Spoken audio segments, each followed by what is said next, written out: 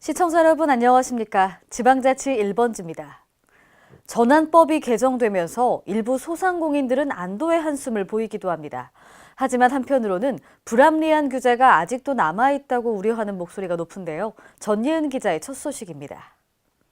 소상공인 다수를 범법자로 만든다며 비판받았던 전기용품 및 생활용품 안전관리법 개정안이 국회를 통과, 소상공인들이 한숨을 돌리게 됐습니다.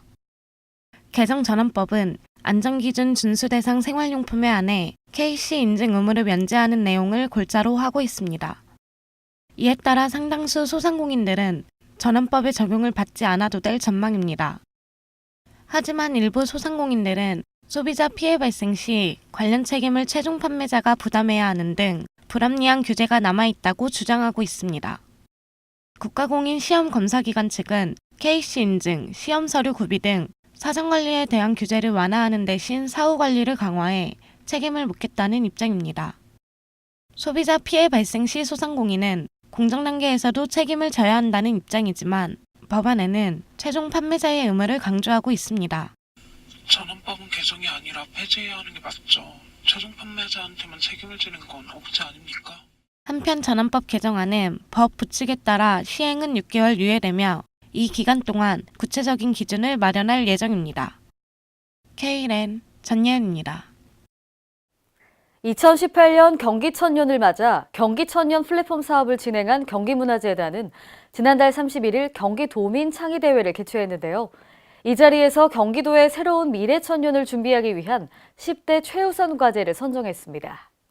이번에 선정된 내용은 대체에너지 발전소 확대와 더 나은 삶을 만드는 교육제도 등으로 결정됐습니다. 경기문화재단은 지난 4개월 동안 경기도 내 캠퍼스와 주요 공원 등을 방문해 도민 목소리와 총 387개의 제안을 받았습니다. 플랫폼 2단계인 수기 워크숍 육회원 테이블에서는 그동안 모인 도민들의 의견을 43개의 권고사항으로 수렴했습니다. 전북 익산시의 오랜 수건 사업이었던 시청사 건립이 본격적으로 추진됩니다. 이와 맞물려 서민을 위한 주택 보급, 주민 친화 시설 등 익산 시민들의 삶의 질이 향상될 것으로 기대됩니다. 홍재희 기자입니다. 전북 익산시는 오랜 수건 사업이던 노후화된 시청사 건립이 국토교통부 노후 공공건축물 리뉴얼 선도 사업에 선정돼 실마리를 찾았습니다. 정원율 시장은 2일 기자회견을 갖고 앞으로 추진 상황과 함께 익산 시민의 수건 사업인 신청사 건립 본격 시작, 청사 건립을 위한 재정 부담 최소화, 주민 친화적인 청사 건립, 도시재생 사업과 연계한 노후 도시 활성화 등 공모 사업 선정의 의미를 밝혔습니다. 그동안 익산시 청사는 47년이 경과된 건물로 지난 2003년 정밀 안전 진단 결과 D등급 판정을 받은 곳이며 이청사와 별관 등으로 청사가 분산 운영돼 시민들의 불편을 감수해야 했습니다. 신청사 건립이 그간 지역적, 정치적 이해관계와 재정 부담이 맞물리면서 번번이 좌절되어 왔지만 시민과 지원 안전을 위해 더 이상 미룰 수 없는 문제이며 앞으로의 적극적 사업 검토를 통해 재정 부담 최소화로 시민과 공유할 수 있는 청사를 익산 시민의 품에 안겨주겠다는 의지와 함께 이에 따라 익산시는 재정 부담 100억 원을 포함 480억 원 정도를 투입해 오는 2019년 3월 착공에 들어가 2020년까지 현 부지에 주민 친화시설, 수익시설 등 연면적 1만 9천 제곱미터 규모의 신청사를 건립합니다. 또 신청사 신축에 따른 재정 부담을 최소화하기 위해 LH와 공조를 통해 경찰서, 상하수도 사업소 등 잉여 부지의 효율적 수익 모델을 추진할 예정입니다. 이와 함께 국민주택 규모 85제곱미터 이하 분양주택 사업을 LH와 추진해 총 480세대의 서민을 위한 주택을 보급할 계획입니다. KLN 홍재희입니다. 지난 1일 부산시 기장군 삼각산에서 발생한 야간 산불과 더불어 동절기 건조한 날씨가 계속되고 있는데요. 경상남도가 산불 방지를 위해 도지사 권한대행 특별지시 사항을 시, 군에 시달하는 등 총력을 기울이고 있습니다. 주요 내용은 시, 군, 산불 재난상황실의 산불 방지 인력 상환 근무 유지에 철저를 기하고 단속 활동을 강화하는 것입니다. 또한 산불 발생 시 재난 문자 발송과 산불 발생 상황 보고 체계 관리에 철저를 기하고 산불 예방 효과를 극대화할 방침입니다. 한편 경남도는 지난 11월 1일부터 오는 5월 15일까지 7개월을 산불 조심 기간으로 정하고 산불 종합대책본부를 운영하고 있습니다. 전북 임실군이 신선한 무공해 나물 사업을 본격화합니다. 어른, 아이 할 것 없이 남녀노소 누구나 즐길 수 있도록 할 계획인데요. 김경모 기자입니다. 전북 임실군이 건강한 먹거리를 원하는 소비자들에게 손쉽게 자연 밥상을 맛볼 수 있는 기회를 제공하겠다고 나섰습니다. 임실군은 지역 임산물 나물천지 조성 사업이 한국임업진흥원 사업 대상에 선정됨에 따라 국비 10억 원을 포함한 20억 원을 확보했습니다. 군은 임실 나물 산업과 관련된 농가와 전문 연구기관, 가공업체 등과 손잡고 임산물 클러스터를 구축해 6차 산업화를 이끌겠다는 포부입니다. 구릉 산지가 70%를 차지하고 있는 우리 군의 지역 여건을 최대한 활용하는 임실의 나물천지 사업은 산나물 재배단지 조성, 산나물 가공식품 개발, 산나물 채취 체험 등 6차 산업화하여 국민의 식생활 개선과 농가 도축 증대에 기여할 것으로 기대하고 있습니다.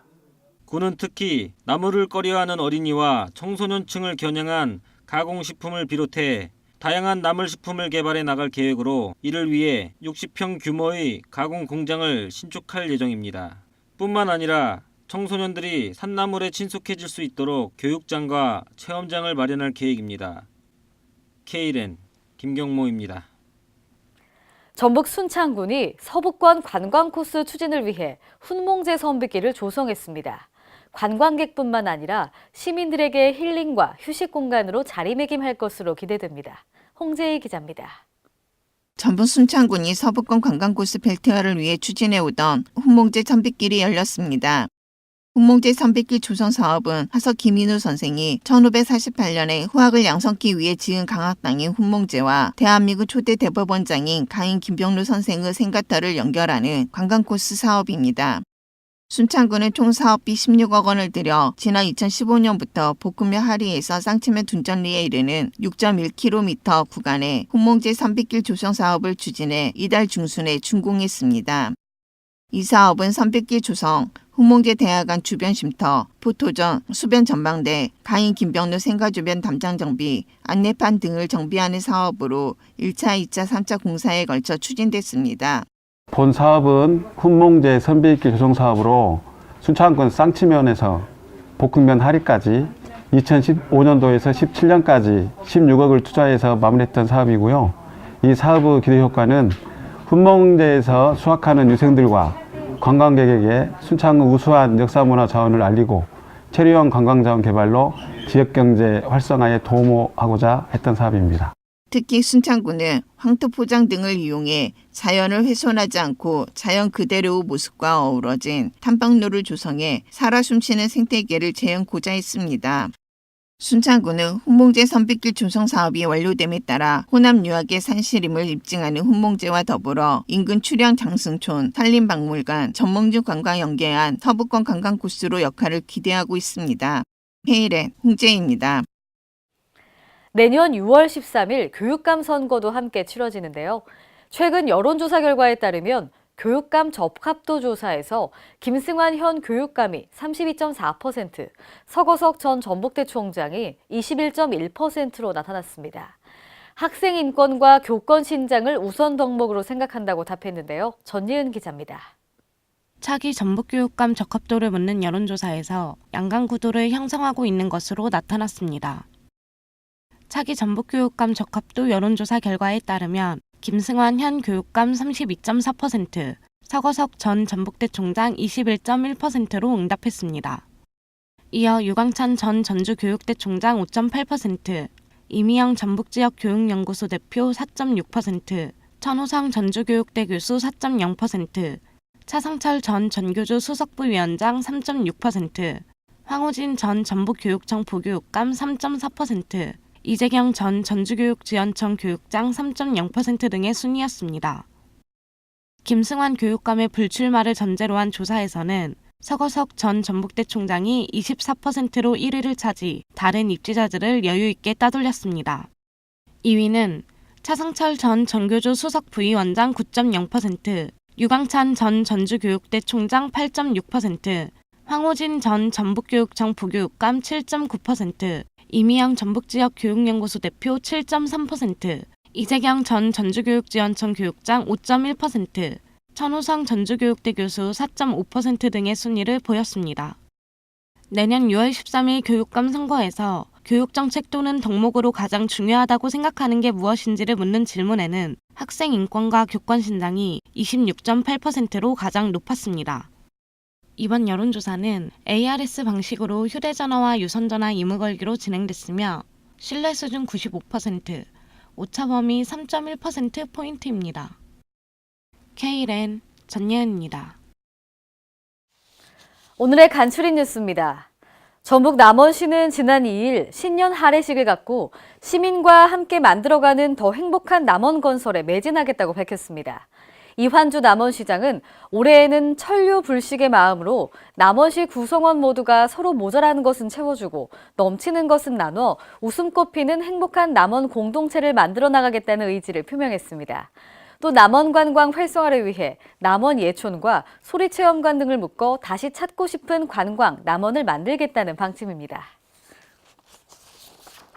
충청남도 천안시는 일자리에 대한 시민들의 인식을 파악하기 위해 실시한 일자리 인식 실태조사 결과를 발표했습니다. 이번 실태조사는 19세에서 64세를 대상으로 방문 면접조사를 통해 진행했는데요. 주요 조사 결과 희망 일자리 분야에서는 78.5%가 향후 일자리, 즉 추가 취업, 이직, 전직을 희망했습니다.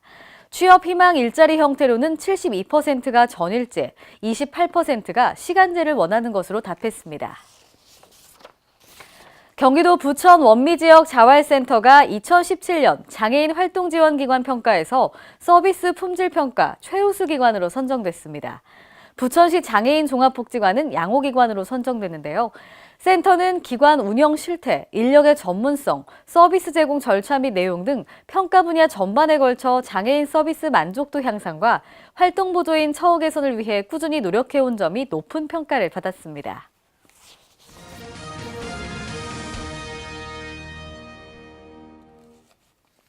오늘의 단신입니다. 주민자치 활성화의 일환으로 추진하고 있는 스마트 주민조례 개폐 청구의 법적 근거인 지방자치법 시행령 일부 개정안이 지난 2일 첫 국무회의를 통과했습니다. 이번 개정안은 청구인이 조례 개폐 청구를 신청할 때 지자체장에게 스마트 조례 개폐 청구 시스템의 이용을 요청하면 온라인을 통해서도 서명을 받을 수 있도록 했는데요. 또 주민이 해당 주소를 통해 시스템에 접속해서 공인 전자서명을 하는 경우 일반 서명을 한 것과 동일하게 보고 해당 시스템에서 자신이 직접 서명을 취소할 수 있도록 하는 등의 내용을 담고 있습니다.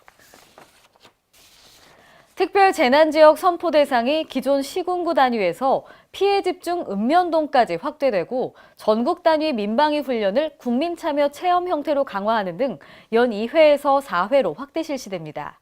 행정안전부는 주민생활 편의, 민원 서비스, 국민안전 등 각 분야에서 2018년도에 달라지는 이 같은 내용의 주요 제도를 발표했는데요. 올해부터는 전 자치단체에 납세자 보호관이 배치돼 주민들이 보다 나은 지방세 관련 고충 민원 처리, 세무조사 연장 및 세무상담 등의 서비스를 받게 됩니다. 또 공중화장실의 휴지통이 모두 사라집니다. 이상으로 지방자치 1번지를 마칩니다. 시청해주신 여러분 고맙습니다.